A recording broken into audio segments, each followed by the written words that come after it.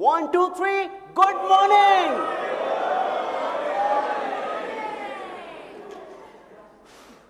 I just failed to understand. I just failed to judge who wins the book. Would you guys please help me? Really? Sirajuddin Aziz Saab says, do it again. So friends, at a count of 3, 1, 2, 3, good morning.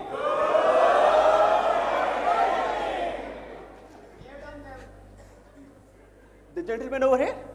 Yeah. Please come forward. Thank you so much. And give him a big round of applause. Thank you. Ladies and gentlemen, please have seats. Thank you so much.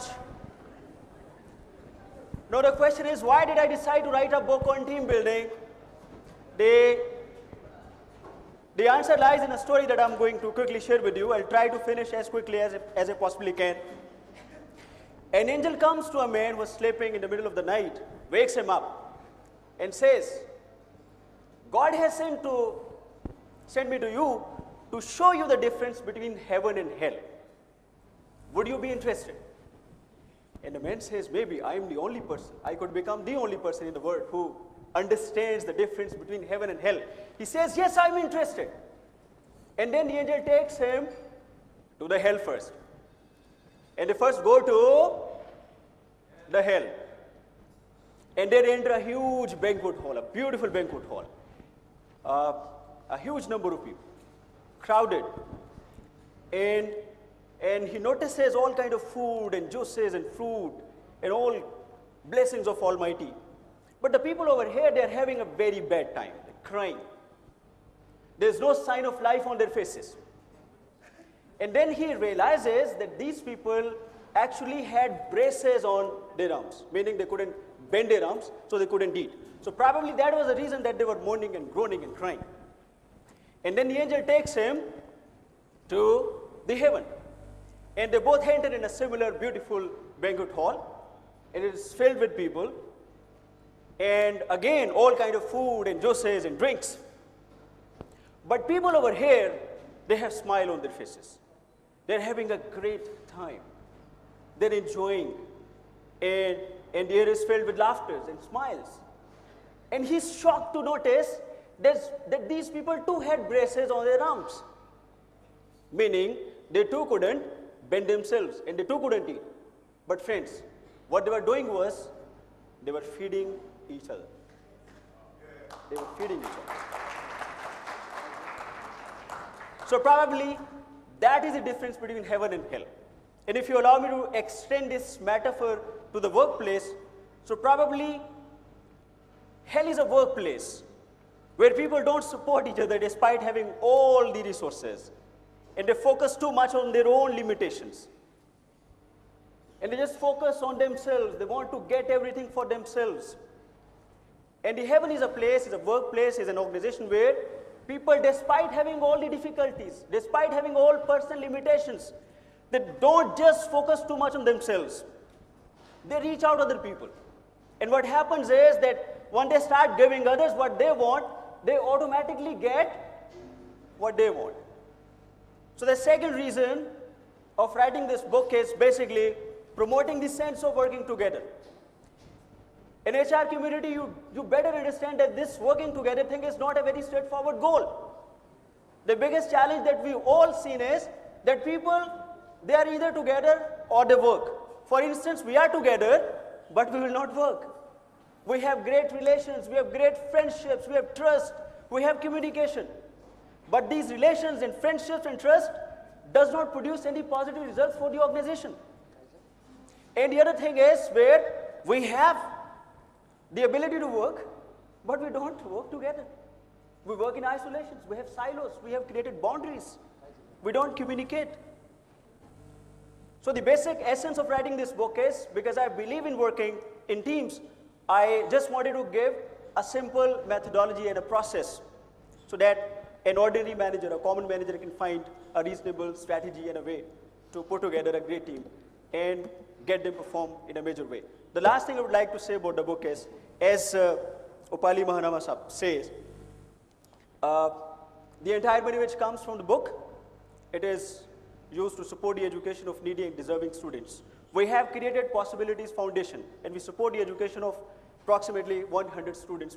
We provide school fee and school bags and shoes and uniforms to over 100 students. And the last word about my presentation is that if you read this book, it may make a very small difference in your life. But if you buy a copy of this book, it will make a huge difference in someone else's life. Thank you so much.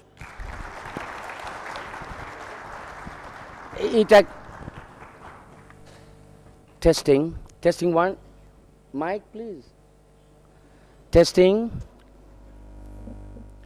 one. Oh, it works. Modern technology. It breaks my heart to have curtailed your presentation, Kaiser, but there is a timing involved with a special speaker coming in the afternoon. I'm sure that session would have got your adrenaline moving. Now the panel, distinguished panel is here with us. The three speakers who made their presentations.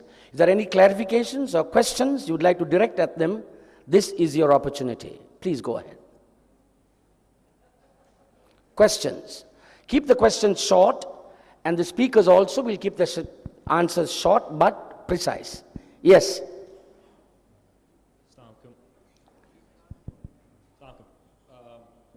I really thank all of you for the brilliant presentations first. I just have a comment to make and then a question. The comment is about the idea of intelligent laziness. Just stick to your question so that others also can, please. All right, okay, please. Fine. My question is about the idea of job fulfillment. We keep hearing that jobs, the institution of jobs must be reformed, and people should find fulfillment in job rather than taking it as a means to make their ends meet. But most of us think of that as a utopian idea, not something that is really possible in companies. Would you please like to shed a light on whether job fulfillment is a practical possibility where people really love what they do, and are there organizations? Thank you. I think they have understood the question. Yes, please. Who would like to occur? Would you like to start off? Or any one of the panelists can volunteer. If I got your question correctly, I think you have asked that whether job fulfillment is anything of significance and important to an individual. Is that what your question was? Because there was echo in the... Oh, whether, okay. My personal opinion on that is, you see, particularly in our given environment, i.e., I'm talking more in the context of Pakistan. In our given environment, usually we are influenced by our parents, our teachers, where we are infused with an idea that you need to be this, which may not be part of the attitude and training the individual might possess. So what happens over a period of time in our setup is that you have a profession to pursue where you want to make your ends meet, and you have a passion for something else. It is only when you combine your profession with passion, that is when I think you achieve a fulfillment inside.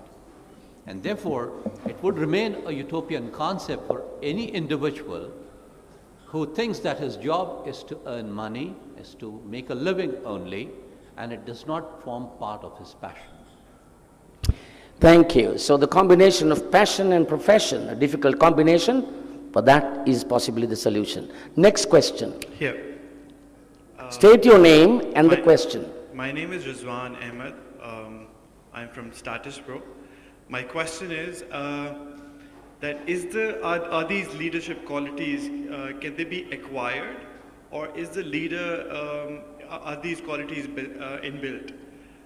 Why I say that is because sometimes leaders might have conflicting personalities, and they might not be able to, have all these qualities. Like we saw Mr. Imran Khan swearing at the fielders when they misfield. That's probably not a very good idea of great leadership. So I just want to know, is it acquired, or are they built in? Is leadership acquired, or are they built in? The DNA myth that was presented by His Excellency Ibrahim. I would say that it can be acquired, and inherit them as well. So it's a combination of both. You have certain leadership traits as you are growing up or as you are watching people. But as you grow in life, you look at many leaders and you get influenced by them, and you tend to adapt, or you tend to accept some of the good things that they do. Just as an example, something which probably will put this issue in perspective. Many leaders, when they are leaders, they treat people in a different manner, especially their juniors, than how they would expect to be treated when they are juniors or when they are in front of the boss. So, one, you can acquire and you have certain capabilities. The key to leadership is that treat others exactly in the same manner as you would like to be treated if you were in the similar position. Thank you. So leadership can be acquired. Leaders are not born, in my opinion. Only babies are born. Next question. Hello, my name is Muhammad Ali and I'm from Abacus Consulting. First of all, I must say that today I had a very useful insight. I'll come to the question directly. My question is related to the discussion of managing change. The exact question is that if you're working on a relatively middle management level, and sometimes you feel that there needs an inspiration to the senior management for making some change within the organization. So that's the other way of working around the change. So how can we successfully do that? Thank you. Vince, would you like to take that? Managing change, how do we do it? Maybe you could just summarize the question. Yeah, what he says is, I mean, when you have to manage change, is it possible to do that in the environment in which you work? Because there are bosses and so on and so forth. Well, the short answer is Just yes. a minute, is that your question? Because it was not very clear to me from that point. Can you just specifically state your question in short, then the gentleman will Well, I'm saying answer. that if you want to inspire within an organization for making some change to the senior management, then what's the right way to do that? You know, how to inspire senior management for making some change which you at your level think that it's required for the organization, not being the CEO or at some higher position. Would you mind explaining that to Vince? Yes. Okay. I think your question is that, you know, if you're elsewhere in an organization but not actually the leader himself, is that correct? And how does change get inspired, as it were? Well, first of all, leaders, I think, in any situation, basically are at their best if they're there at the right time. And frankly, it's a happy coincidence if the two come together.